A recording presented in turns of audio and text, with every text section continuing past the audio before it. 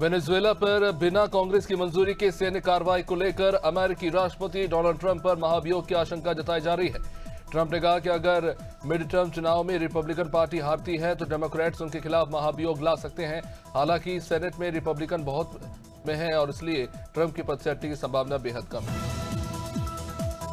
Israeli प्रधानमंत्री Benjamin Netanyahu ने बुधवार को प्रधानमंत्री नरेंद्र मोदी को फोन किया। इस दौरान दोनों ने नए साल की शुभकामनाएं दी और नेतन्याहू ने पीएम मोदी को गाजा शांति योजना के क्रियान्वयन की जानकारी दी। दोनों नेताओं ने भारत इजरायल रणनीतिक साझेदारी मजबूत करने के तरीकों पर चर्चा की और एकजुट होकर आतंकवाद से लड़ने के अपने संकल्प को दोहराया। रिपोर्ट के मुताबिक बांग्लादेश के जसोर जिले में अपनी आइस फैक्ट्री के पास मारा गया राणा प्रताप बैरागी नाम का हिंदू शख्स दरअसल अपनी सुरक्षा के लिए इस्लामिक कट्टरपंथियों को प्रोटेक्शन मनी दे रहा था। बैरागी के रिश्तेदारों ने बताया कि बैरागी ने तकरीबन 3 लाख टका यानी कि 2,20,000 रुपए दिए थे। बैरागी पर 7 गोलियां दागी गई थी। हाल ही में हमास का बड़ा आतंकी कमांडर नाजी जहीर गुंजरावाला में पाकिस्तान मरकजी मुस्लिम लीग के कार्यक्रम में LET कमांडर राशिद अली संधू के साथ एक ही स्टेज को साझा किया। नाजी हमास का वही आतंकी है जिसने फरवरी 2025 में POK का दौरा किया था और LET व जैश के कमांडरों संग भारत विरोधी संयुक्त रैली को संबोधित किया था। अमेरिकी राष्ट्रपति डोनाल्ड ट्रंप ने मंगलवार को रिपब्लिकन को संबोधित करते हुए मजाक में ट्रॉस एथलीट की नकल करते हुए कहा कि उनकी पत्नी मेलेनिया को यह बिल्कुल पसंद नहीं है। ट्रंप ने कहा कि वो मेलेनिया बहुत क्लासी इंसान है। उनका कहना है कि राष्ट्रपति जैसा व्यवहार नहीं है। ट्रंप का कहना है कि मेलेनिया को लगता है कि लोगों को उनका डांस पसंद नहीं। भारत ने अमेरिका के हमले के बाद वेनेजुएला में जारी संकट पर अपनी चिंता जताई है। विदेश मंत्री एस जयशंकर ने कहा कि सभी पक्षों से अपील की है कि वे वेनेजुएला के लोगों के कल्याण के एक समाधान पर पहुंचे। उन्होंने आगे कहा कि हम वेनेजुएला को एक ऐसे देश के रूप में देखना चाहते हैं जिसके साथ हमारे बहुत अच्छे संबंध रहे हैं। प्रधानमंत्री नरेंद्र मोदी मुझसे मिलने आए और बोले कि सर क्या मैं आपसे मिल सकता हूं। ट्रंप ने कहा कि मैंने कहा जी हां। इस दौरान उन्होंने कहा कि हालांकि संबंध सौहार्दपूर्ण है लेकिन टैरिफ के मुद्दे ने दोनों देशों में तनाव पैदा कर दिया है। ट्रंप ने कहा कि पीएम मोदी उनसे खुश नहीं है।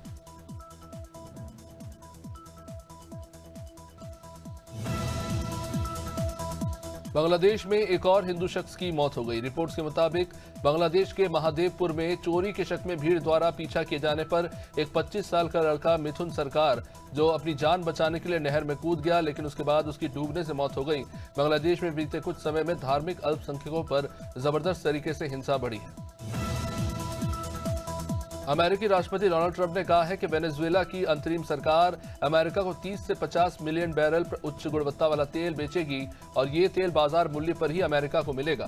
ट्रंप के मुताबिक तेल की बिक्री से मिलने वाली रकम का नियंत्रण उनके पास रहेगा और राशि का इस्तेमाल दोनों देशों के लोगों के हित में किया जाएगा।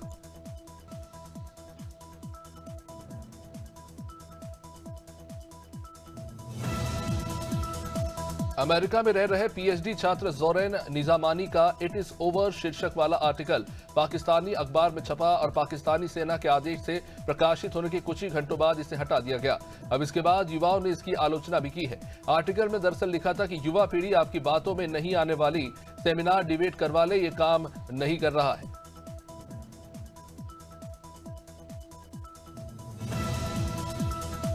अमेरिकी डिपार्टमेंट ऑफ जस्टिस में फाइल की गई जानकारियों के मुताबिक ऑपरेशन सिंदूर के दौरान और बाद में इस्लामाबाद की टॉप अमेरिकी नेताओं तक पहुंच बनाने में मदद करने के लिए अमेरिका में पाकिस्तान की लॉबिंग फर्मों ने बड़ी कोशिश की थी।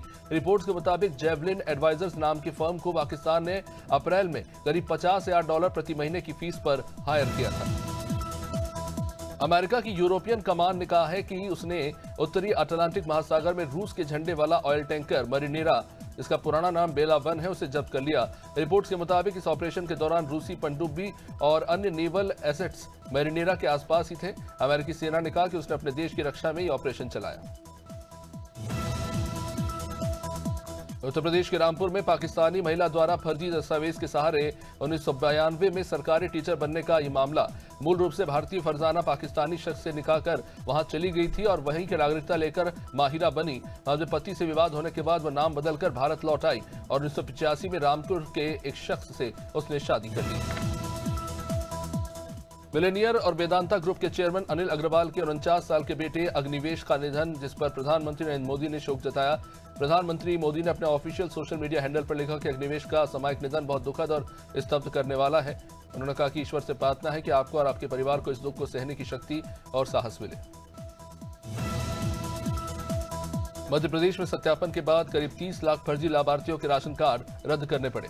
खाद्य आपूर्ति विभाग के कमिश्नर करमवीर शर्मा ने बताया कि 1500 लाभार्थी निजी कंपनियों के डायरेक्टर थे और 38,000 लाभार्थी तो ऐसे थे जो इनकम टैक्स तक भर रहे थे, फिर भी मुफ्त में राशन ले रहे थे।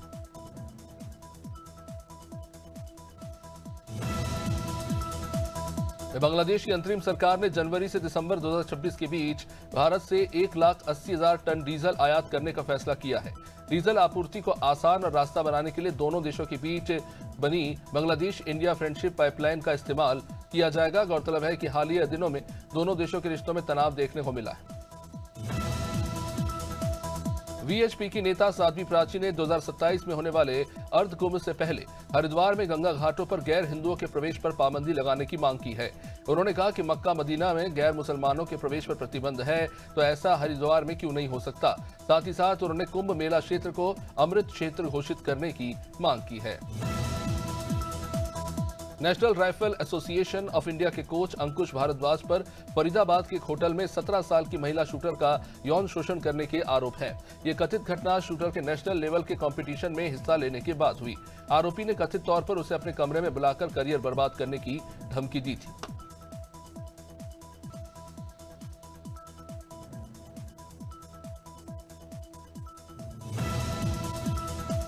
वेटेनरा के डेल्टा 1 सेक्टर में दूषित पानी पीने से कई लोगों के बीमार होने का मामला सामने आया है।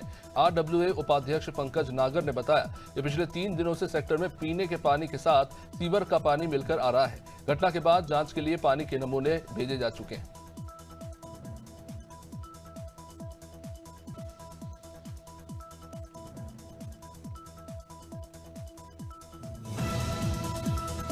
जम्मू कश्मीर के कठुआ जिले में बुधवार को सुरक्षा बलों और आतंकवादियों के बीच भारी मुठभेड़ हुई। इसके बाद 2-3 आतंकियों को घेर लिया गया। रिपब्लिक वर्ल्ड की रिपोर्ट के मुताबिक मुठभेड़ में सुरक्षा बलों ने एक आतंकी को गोली मारकर घायल कर दिया। रिपोर्ट में मुठभेड़ में शामिल आतंकी जैश ए मोहम्मद से जुड़े बताए जा रहे हैं, जिनके तार पाकिस्तान से जुड़े हुए हैं। एआईएमआईएम प्रमुख असदुद्दीन ओवैसी ने दिल्ली में तुर्कमान गेट स्थित फैज़े इलाही मस्जिद के पास चलाए गए अतिक्रमण विरोधी अभियान की निंदा की। ओवैसी ने कहा कि सच तो यह है कि वो पूरी जायदाद ही वक्फ की है और इस बारे में 1970 का वक्फ गैजेट राजपत्र भी मौजूद है। इसकी एंट्री नंबर 40 में इसका जिक्र है।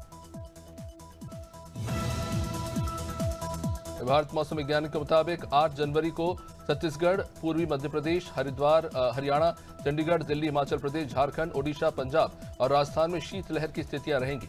बिहार, पूर्व उत्तर प्रदेश, हरियाणा, चंडीगढ़, दिल्ली, झारखंड, पंजाब, सिक्किम, राजस्थान, उत्तराखंड और पश्चिम बंगाल में दिन के समय तापमान सामान्य से कम या काफी कम रहने वाला है। वहीं कंज्यूमर कोर्ट ने लीला पैलेस उदयपुर को निजता उल्लंघन के मामले में चेन्नई के एक दंपत्ति को 10 लाख का मुआवजा देने के आदेश दे दिए। महिला का आरोप था कि वो पति के साथ कमरे के बाथरूम में थी, तभी होटल का स्टाफ मास्टर चाबी का इस्तेमाल कर कमरे में घुस आया। इस घटना से उनकी निजता भंग हुई।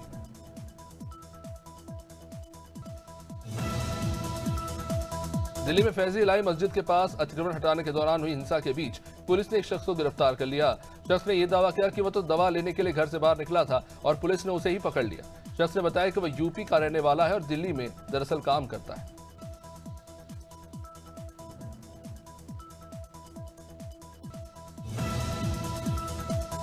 बिहार के मुख्यमंत्री नीतीश कुमार द्वारा हिजाब खींचे जाने के बाद सुर्खियों में आई महिला डॉक्टर नुसरत परवीन ने आखिर 23 दिन बाद अपनी नौकरी ज्वाइन कर ली। उनकी नियुक्ति की तारीख 2 बार बढ़ाई गई थी और अब 7 जनवरी ज्वाइनिंग की आखिरी तारीख थी। गौरतलब है कि मुख्यमंत्री ने दिसंबर 2022 में नियुक्ति पत्र देते समय उनका हिजाब खींचा था, जिसकी कड़ी आलोचना हुई थी। अंबिकापुर के ग्राम कोरजा स्थित पीडीएस दुकान में बड़ी चोरी की वारदात सामने आई। अज्ञात चोरों ने ताला तोड़कर 13 क्विंटल चना, 4 क्विंटल शक्कर और 7 क्विंटल चावल चुरा लिया। चोरी गई राशन सामग्री की कीमत लगभग 30,800 रुपए बताई जा रही है। यह घटना 7 जनवरी की रात की है। प्रार्थी शिवनारायण सिंह की शिकायत पर लखनपुर थाना पुलिस ने मामला दर्ज किया है। क्षेत्र में पहले भी ऐसी घटनाएं हो चुकी हैं। अनूपपुर जिले के जेतहरी जनपद पंचायत अंतर्गत ग्राम पंचायत रक्सा में new zone India private limited द्वारा जन सुनवाई कार्यक्रम आयोजित किया गया। इस कार्यक्रम में बड़ी संख्या में ग्रामीण शामिल हुए। सड़क पेयजल, बिजली, आवास योजना, पेंशन जैसी समस्याएं रखी। अधिकारियों ने ग्रामीणों की शिकायतों को गंभीरता से सुना। बदायूं में बुजुर्ग महिला की लूट के बाद हत्या करने वाला इनामी बदमाश पुलिस मुठभेड़ में गिरफ्तार हो गया। आरोपी वसीम निजामुद्दीन पर 25,000 का इनाम घोषित था। दातागंज पुलिस से मुठभेड़ के दौरान बदमाश के पैर में गोली लगी। घायल अवस्था में उसे गिरफ्तार कर अस्पताल भर्ती करा दिया गया। बदमाश के कब्जे से लूटे गए आभूषण, कैश और एक अवैध तमंचा बरामद किया गया है। पुलिस अपनी कार्रवाई में जुटी हुई है। जिला पंचायत सीईओ अभिषेक सराफ के द्वारा अधिवक्ता कपिल शिवहरे से कथित दुर्व्यवहार के विरोध में बालाघाट के वकीलों ने अतिरिक्त कलेक्टर को एक ज्ञापन सौंपा है। अधिवक्ताओं का आरोप है कि जनसुनवाई के दौरान आवेदन लेने से मना करने पर उसे अपमानित किया गया और उनके पक्षकार के सामने गलत टिप्पणी की गई। वकीलों ने इसे आदर्श आचरण संहिता का सीधा उल्लंघन बताते हुए कार्रवाई नहीं होने पर आंदोलन की चेतावनी दी। दुर्ग जिले के शाबनी थाना क्षेत्र में मामूली विवाद में एक बुजुर्ग की जान ले ली गई। दोपहिया वाहन चलाने को लेकर हुए इस विवाद में युवकों ने 66 साल के कैंसर पीड़ित विक्रम राय की बेरहमी से पिटाई कर दी। मारपीट के दौरान बुजुर्ग जमीन पर गिर पड़े, लेकिन आरोपियों ने सीने पर लात घूंसे चलाते रहे, जिससे उनकी मौत हो गई। ये घटना लिंक रोड पर हुई थी, जहां पुलिस ने फिलहाल मामला दर्ज कर जांच शुरू कर दी है।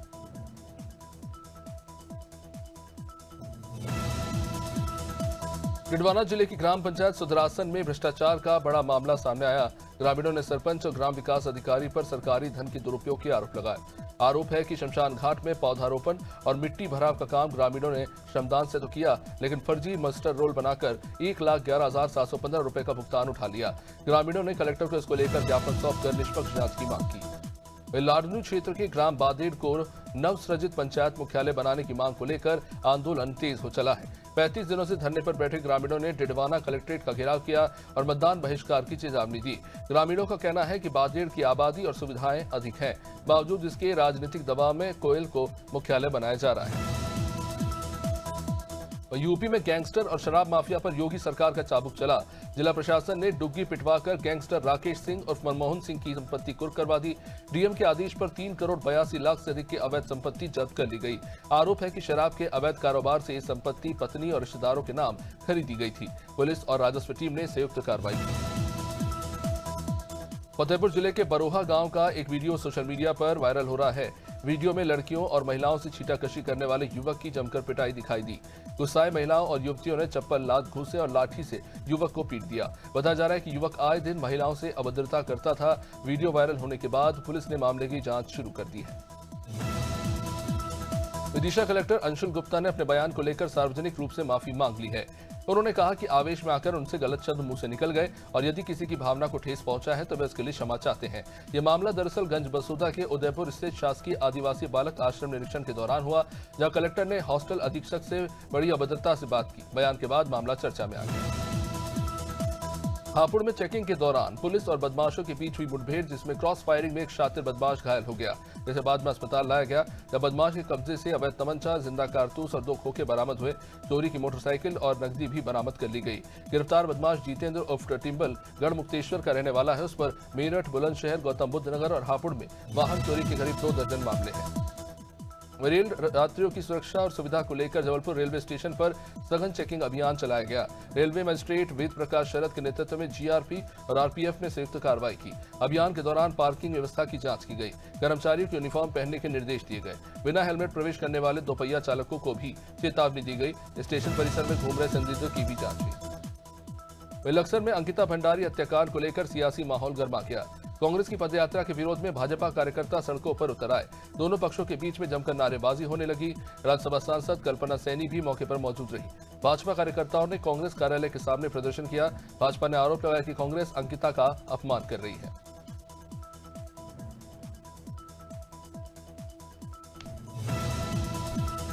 ठाकुर बाकी बिहारी मंदिर की सुरक्षा को लेकर एनएसजी कमांडोज ने देर रात मॉकड्रिल की।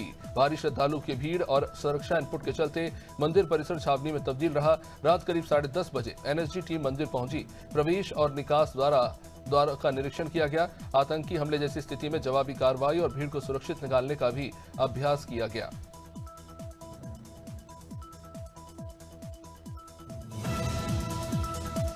कान्हा टाइगर रिजर्व से सामने आए एक वीडियो ने वन्यजीव प्रेमियों को हैरान कर दिया। मशहूर बाघिन नीलिमा ने तेंदुए को पकड़ने के लिए पेड़ पर चढ़ने की कोशिश की। यह दुर्लभ दृश्य मुंगली तिराहा इलाके का है। पर्यटकों ने बाघिन को पेड़ पर चढ़ता हुआ देखा। भारी शरीर के बावजूद नीलिमा की फुर्ती देख सैलानियों की भी सांसें थम गई। वीडियो अब वायरल हो रहा है। रामपुर बागेलान में मदद के बहाने गरीब किसान के साथ एटीएम फ्रॉड की वारदात सामने आई। बेजन्हा गांव के पोस्ट पड़खुरी निवासी राजेंद्र सिंह का एटीएम कार्ड शातिरों ने बदल लिया और खाते से करीब 50,000 रुपए निकाल लिए। कई जगहों से ट्रांजैक्शन तो किया ही, किसान को इसकी जानकारी तक नहीं लगी। पीड़ित ने रामपुर बागेलान थाने में बाद में जब जानकारी लगी तो शिकायत दर्ज कराई। पुलिस फिलहाल इस मामले को लेकर जांच कर रही है। इंदौर में दूषित और सीवेज मिश्रित पानी से हुए 18 लोगों की मौत के बाद बुधनी में मध्य प्रदेश महिला कांग्रेस ने कैंडल मार्च निकालकर मृतकों को श्रद्धांजलि दी। ये कार्यक्रम प्रदेश महासचिव कंचन शर्मा के नेतृत्व में और प्रदेश अध्यक्ष रीना बोरासी के निर्देश पर आयोजित किया गया। महिलाओं ने हाथों में मोमबत्तियां लेकर नगर की प्रमुख सड़कों पर शांतिपूर्ण मार्च किया। दिवंगत आत्माओं की शांति की प्रार्थना की। जबलपुर हाईकोर्ट में हैदराबाद से जबलपुर लाए गए घोड़ों की मौत से जुड़े मामले पर सुनवाई होनी है। मुख्य न्यायाधीश संजीव सचदेवा और न्यायमूर्ति विनय सराफ की युगल पीठ के समक्ष याचिकाकर्ताओं की ओर से आवेदन प्रस्तुत कर वेटरनरी डॉक्टर्स की टीम के साथ फार्म हाउस में प्रवेश की अनुमति मांगी गई। समय अभाव के चलते अदालत ने इस आवेदन पर सुनवाई की तारीख 28 जनवरी तय कर दी। पिछोर नगर पालिका परिषद में अध्यक्ष पद से जुड़े विवाद ने हड़कंप मचा दिया। मुख्य नगर पालिका अधिकारी की शिकायत पर पुलिस ने शासकीय कार्य में बाधा और अभद्रता के आरोप में एफआईआर दर्ज की। जानकारी के अनुसार विकास पाठक और कपिल मिश्रा कार्यालय पहुंचे और कथित तौर पर इनके बीच में गाली गलौज शुरू हो गई। शासकीय कार्य में बाधा डाली और फिर सीएमओ के वाहन चालन से जबरन कार की चाबी तक छीन ली। अमेठी की जगदीशपुर विधानसभा से भाजपा विधायक सुरेश पासी का एक विवादित बयान सामने आया, जिसमें उन्होंने खुले तौर पर कहा कि उन्हें मुस्लिम समुदाय के वोटों की कोई आवश्यकता नहीं है। विधायक ने यह तक दावा कर दिया कि वो कभी मस्जिद नहीं गए और न ही भविष्य में कभी जाएंगे। साथ ही वो मुस्लिम समाज के घर वोट मांगने या उनके सामाजिक कार्यक्रम में शामिल होने भी नहीं चाहते। अमरोहा के बिजनौर रोड स्थित सन प्लाजा मार्केट में अचानक भीषण आग लग गई। आग इतनी तेज है कि तेज तरीके से फैली कई दुकानें इसकी चपेट में आ गई, जिससे इलाके में अफरा तफरी मच गई। आग लगते ही दुकानदार और आसपास के लोग इधर उधर भागने लगे, जहां प्रारंभिक जानकारी के मुताबिक आग लगने की वजह शॉर्ट सर्किट बताई जा रही है। बलिया के रेवती ब्लॉक के राजकीय धान क्रय केंद्र पर किसानों के साथ छल किया जा रहा है। किसान अपना धान सरकारी केंद्र पर लेकर पहुंच तो रहे हैं, जहां पहले धान की साफ सफाई कराई जा रही है और उसके बाद खरीद की प्रक्रिया शुरू होती है। लेकिन आरोप है कि तय मानक 40.700 किलो प्रति बोरा के बजाय 41.400 से 41.700 किलो तक वजन लेकर धान खरीदा जा रहा है। गढ़वाल में रेल सुविधाओं को बेहतर बनाने के लिए सांसद अनिल बलूनी ने केंद्रीय रेल मंत्री अश्विनी वैष्णव को एक औपचारिक ज्ञापन सौंपा। इसमें कोटद्वार एक्सप्रेस को जयपुर तक बढ़ाने, रामनगर से देहरादून के बीच नई रेल सेवा शुरू करने और उत्तराखंड संपर्क क्रांति एक्सप्रेस को पोरमदारा स्टेशन पर ठहराव देने की मांग रखी गई। सांसद अनिल बलूनी ने बताया कि रेल मंत्री ने इन मांगों पर सकारात्मक रुख दिखाया। गाजीपुर के हैदरगंज टोल प्लाजा पर भारतीय जनता पार्टी के नवनियुक्त प्रदेश अध्यक्ष पंकज चौधरी के प्रथम आगमन पर जोरदार स्वागत हुआ। हजारों की संख्या में भाजपा कार्यकर्ताओं ने फूल मालाओं से और ढोल नगाड़ों से जय श्री राम के नारे लगाकर प्रदेश अध्यक्ष का अभिनंदन किया।